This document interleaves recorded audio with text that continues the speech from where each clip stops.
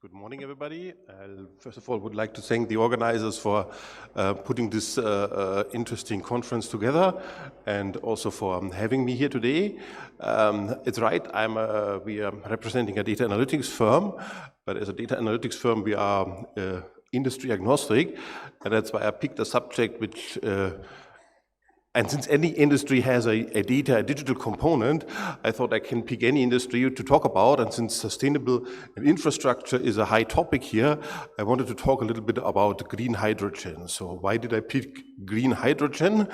Because in there's a lot of hype right now on electrification, electric vehicles, but I think the overall solution or the overall problem what we have on hand has not one size fits it all solution. So we need to be open-minded and look at other alternatives also for energy production and for decarbonization.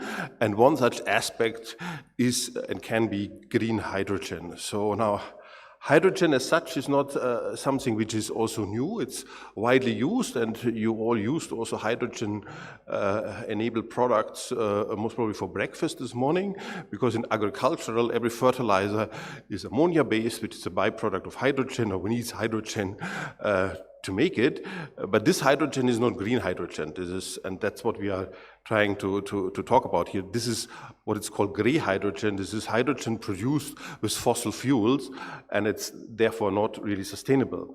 So hydrogen is not only, of course, a power source for vehicles, it's also used in many other aspects, and that's also very important, because if you look at if I would have given you a pie chart here today about the consume or the production of CO2 in an industrial nation, there would be only 20 or 30% coming from energy. So if we switch to renewable energy, we tackle 30% of our CO2 emissions.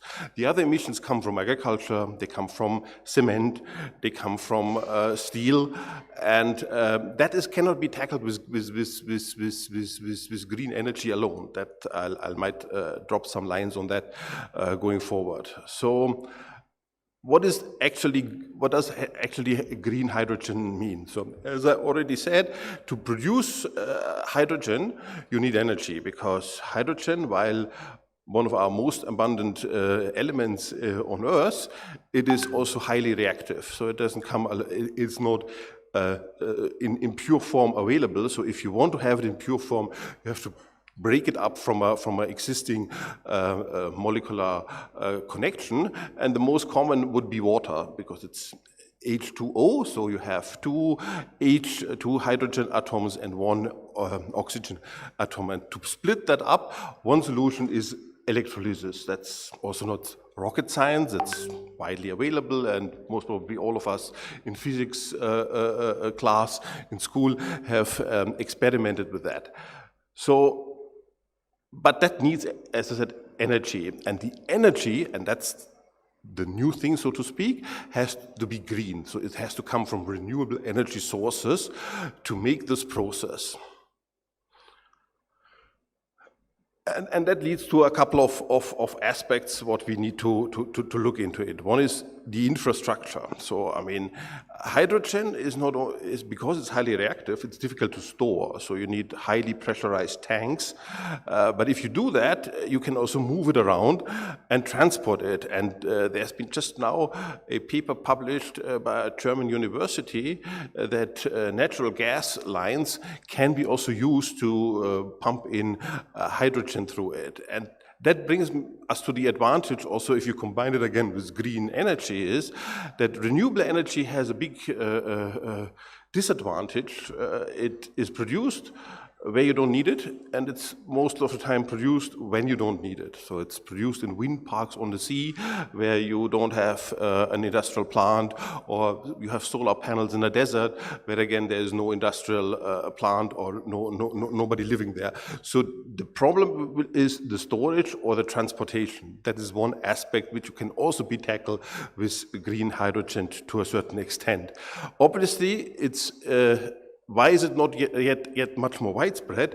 And a big problem here is simply that it's expensive, and especially when we look at the electrolyzers, that's a technology, while available, it's still very expensive to make it, and that will be the tackling point to make this all more viable, and that's why it needs investments, and the investments can come, of course, from the private sector, but the private sector needs at least some support, and support could be in certain financial help, but more important is a legal framework, so that if you invest in it, you have a certain security or a certain long-term planning, because this will not go overnight. So that's why I'd like to put a couple of things on the India story along this line, since we are here, and not only because we are here, but because I think in this green hydrogen ecosystem globally, India can play a pivotal role.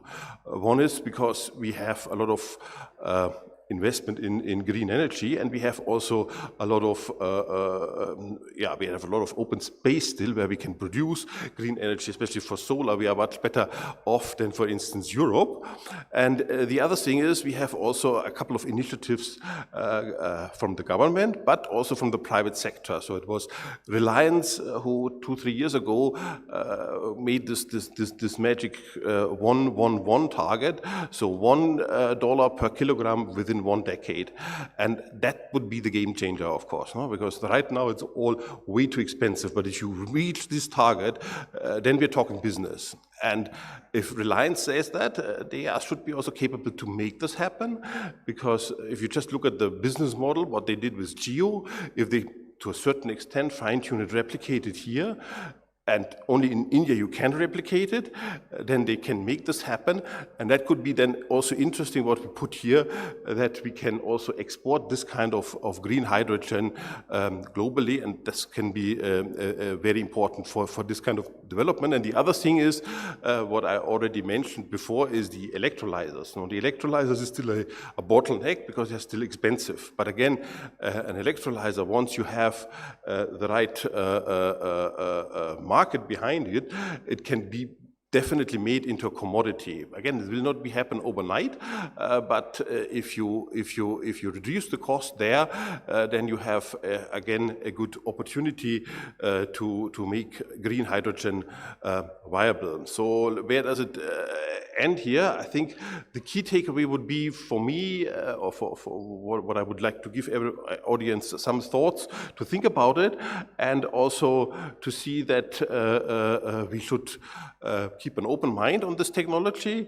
As I said, it needs still a lot of R&D. It needs a lot of investment to make it really happen and viable.